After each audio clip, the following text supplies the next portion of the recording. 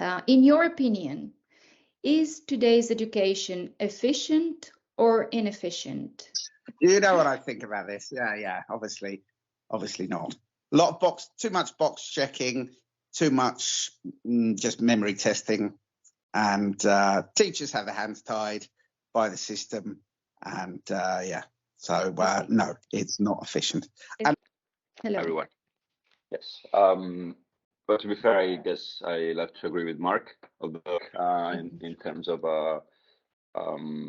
how it doesn't really, maybe it's a bit too much of relying on memory and not really trying to develop some other skills for the students. Very inefficient in general. Yeah. Okay. Why can teaching be inefficient? I think that most school systems, whether obviously in Spain, but I think in most countries, they're test-based. And they're at the end of this year, you have to get this score. And that's the concern, not, okay, did you actually learn it? Can you actually apply it? Can you use it? Can you talk about it? Can you have a discussion? Can you think? I don't know. It's more just like Mark was saying, like check the boxes. Do you know the right answer? And I think that under that, the students just learn the most efficient strategies to get the bare minimum, whether it's copying, whether it's just finding patterns or whatever, without actually worrying about the material and what do I need to know and how is this going to serve me and help me. Okay, so what's this? I mean, it's obviously an exam, right? So full of problems here, yeah, full of errors, mistakes, or red notes. So what's the problem here? I think this is it, isn't it? The measurement of any student's progress and not actually being able to monitor that properly or support students through that, especially if you've got like a class of 30 plus students.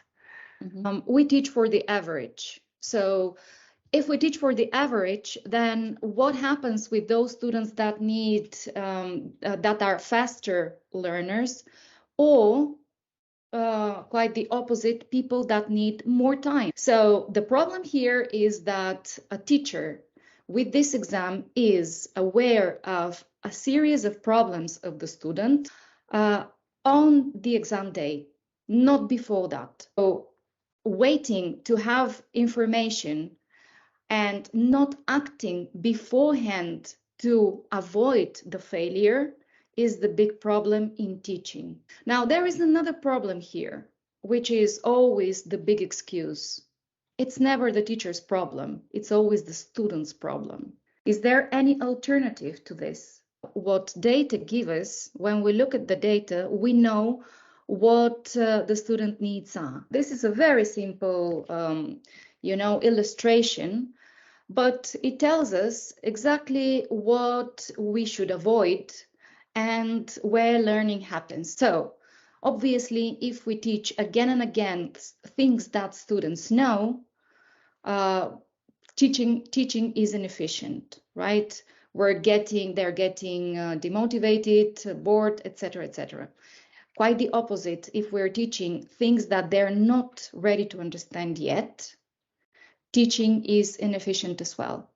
So the learning zone is concentrated in between these two extremes. What students know shouldn't be repeated again and again. The other one is, now that we realize that after seeing these disastrous results, we move on and we teach concepts that are way above the student's capacity to understand. If we apply measurements, then we can remap our route and we can provide much better and much efficient solutions for the students. How long should it take for a learner to acquire a language? A year to just start to maybe have some kind of conversation. But I think we should be able, right, with technology and big data, to measure it, right, and to more or less establish, right, so just to acquire, the basics and get around, and be able to get involved in a conversation and to understand.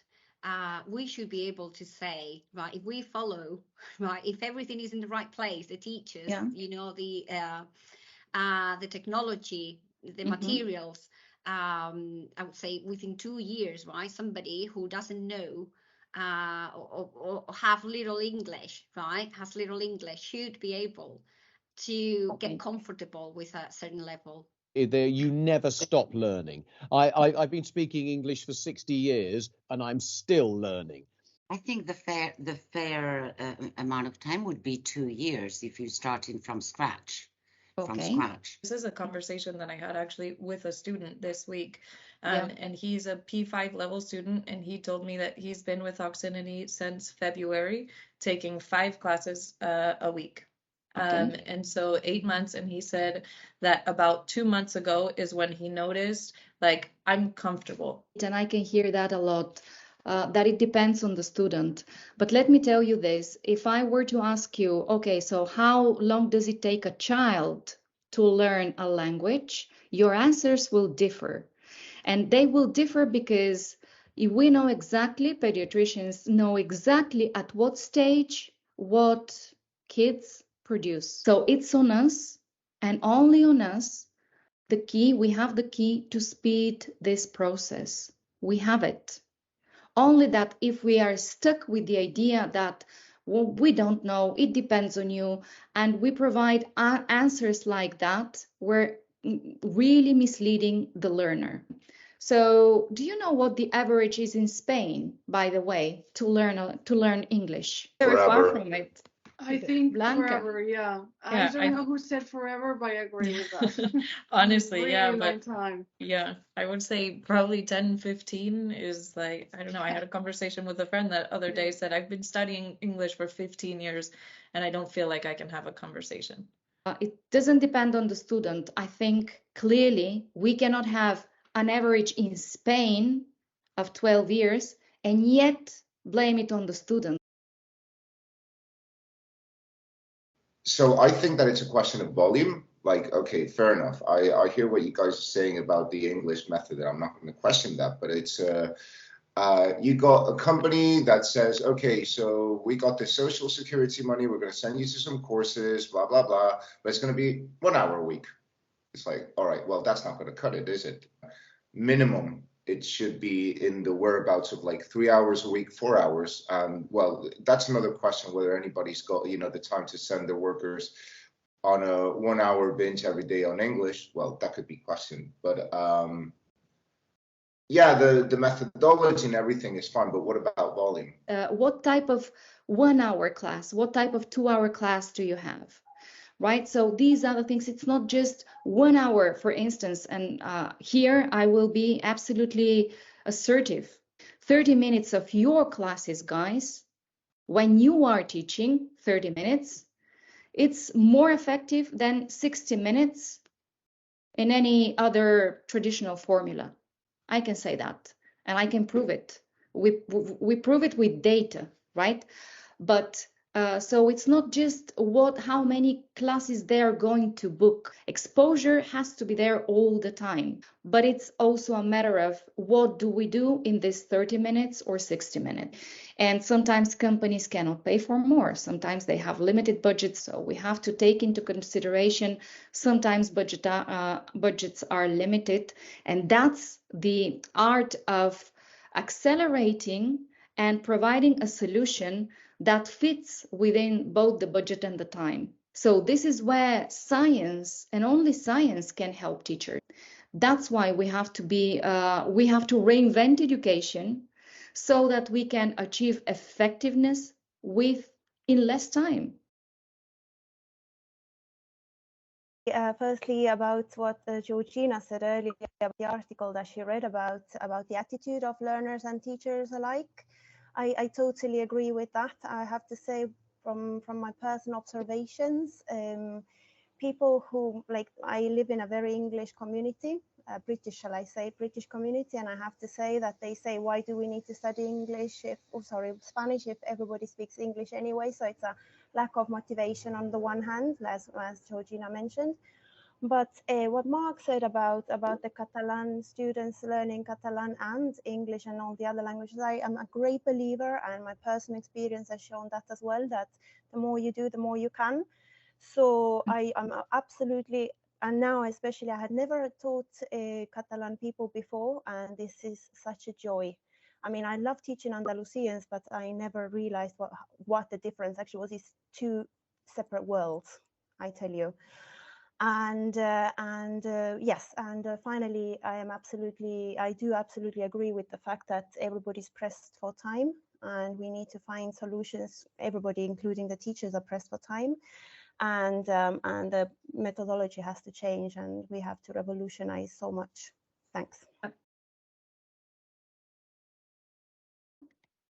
Yeah, my comment was about when we were talking about exposure. I think that one of the big mistakes we make is that we think of exposure only as time in class with a teacher, right? But exposure can happen so many different ways. I mean, you can listen to a podcast on the way to work. You can listen to English music. You can read in English, change your phone to English. Like, there's so many different things that we can do to expose ourselves, and we don't need to pay for all of those things, right? Of course, having a teacher helps you to make sure you're doing it right and you know how to use that information, but all of that extra exposure helps you consolidate everything that you learn in class, so you don't need another 30 minutes of class to see the same thing again. No, do that by watching a movie. It's a lot more fun and it's free, right? And I think that's a huge problem in the schools also, is that we think of math as a class. But when you're cooking, you're doing math. So many different situations, you're doing math. And I think that's the problem, is that we see education and then the real world as kind of two separate things. But I mean, that's the point of education, right? To help us navigate the real world better. So I think there needs to be that connection between the two things. I think that's really what's missing, I guess. Yeah, I just wanted to add that when you learn something, it implies an effort. And I think that when it becomes a punishment, and I associate that with going to an academy and spending a hell of a lot of time and years, it becomes a punishment. So with that frame of mind, how can you learn? I think the same way kids learn when they're born in a spontaneous way, I think this is the way we have to learn other languages as well. So something more agile, something more spontaneous, something more natural, and something more real. And for sure, that is not sitting down in front of a book, filling up the gaps.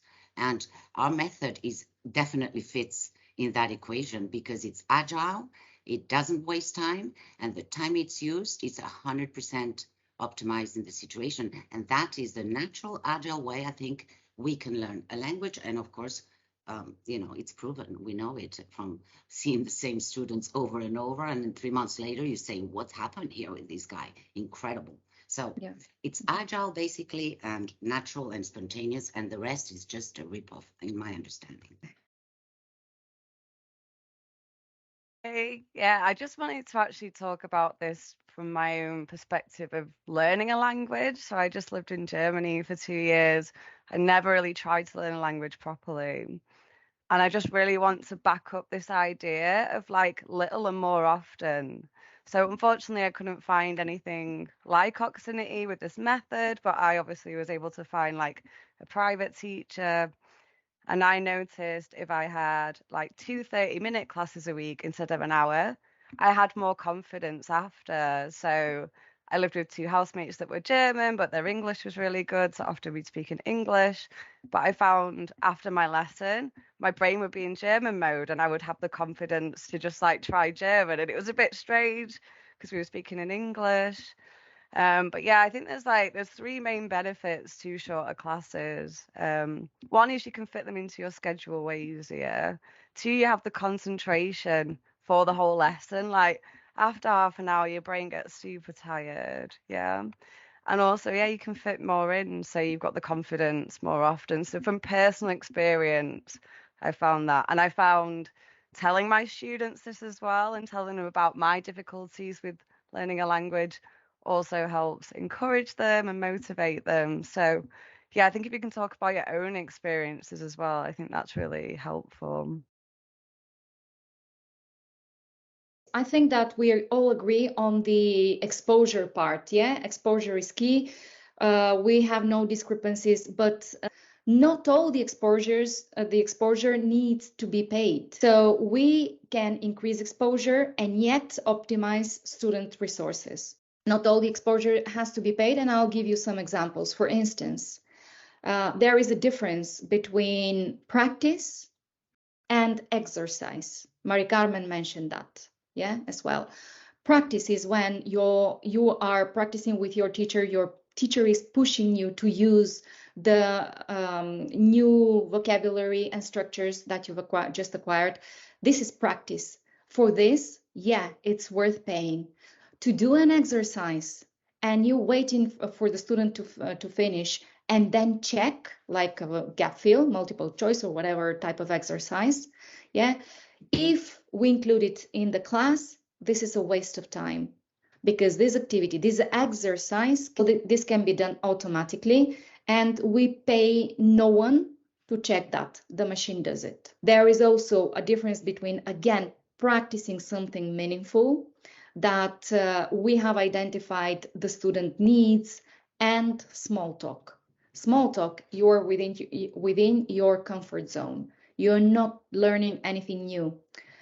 Something meaningful would be a practice where from not knowing something, you are getting to practice it until you're more or less there.